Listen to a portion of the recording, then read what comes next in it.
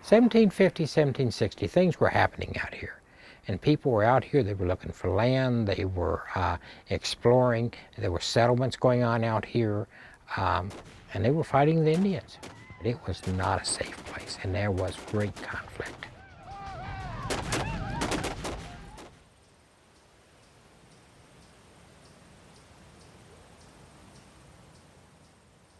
When they got into the Valley of Virginia, they were on the western edge of the English settlements. They were also in the territory that the Native American population had been using for a century as hunting lands and lands to traverse, to go back and forth to trade. And so there was the automatic sense of conflict on the frontier between the settlers, the new settlers, and the Native Americans.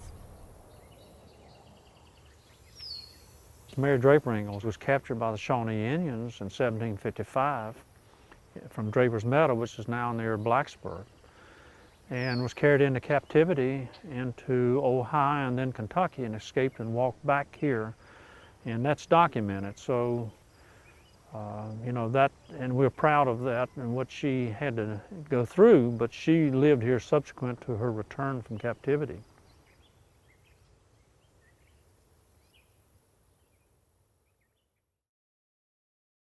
You pick a spot right in the middle of a forest and decide this is where we're going to make our home. And you got to have some skills. You got to have the skills to be able to put a house up. The wife's got to have the skills to cook and prepare, make the clothing, and to do the things that have to be done just to basically survive. Being a frontiersman required a lot of sacrifice, and they understood that.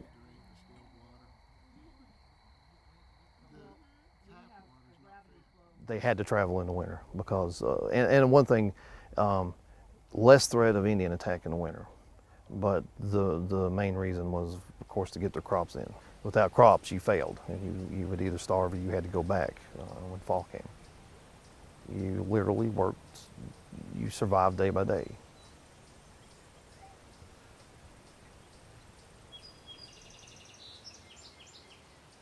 Probably basically three types of structures on the frontier.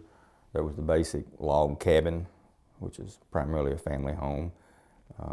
And these cabins generally were hastily built by a single family, perhaps, and they weren't very defensible.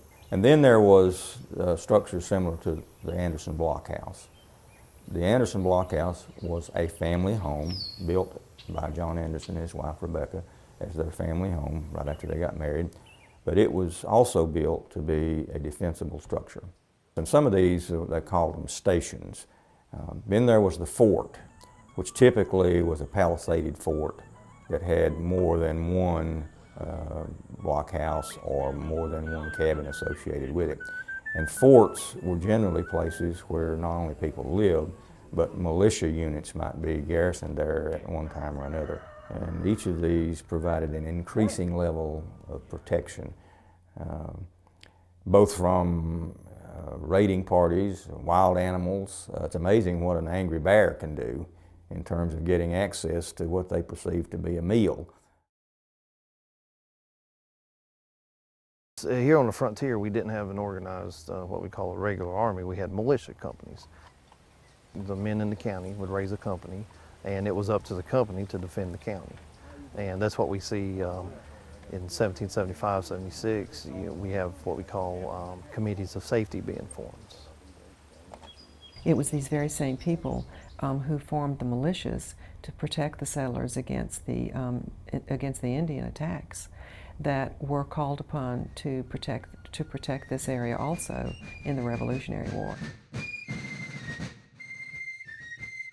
Ferguson he sent the word over here that if you guys don't shape up and quit supporting these rebellious colonists and declare your loyalty to King George, I'm going to come across the mountain and hang every one of you. Well, that was the wrong thing to say to a bunch of Scots, Irish, and Palatine Germans. You know, they don't stand still for that kind of stuff, so that was sort of created the fire in the belly that they needed. They were used to conflicts because they were used to border disputes in Scotland as well as probably in Ireland. And they were used to hard living, too. They called them the Over Mountain Men. They gathered here together and went literally over the mountain to the South Carolina, North Carolina area.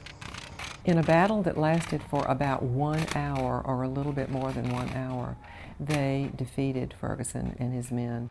They prevailed, and in large part because they were so rough and ready, and they knew how to do this fighting in the trees and amongst the trees and in the woods, and make do kind of fighting. They saw Ferguson and the Tories more of a threat to their families and a threat to what they were trying to establish, the kind of life they were trying to establish for themselves. And they understood the value, the importance of defending with their lives what they had. For those of us who live in this area, we think that was the turning point in the Revolution.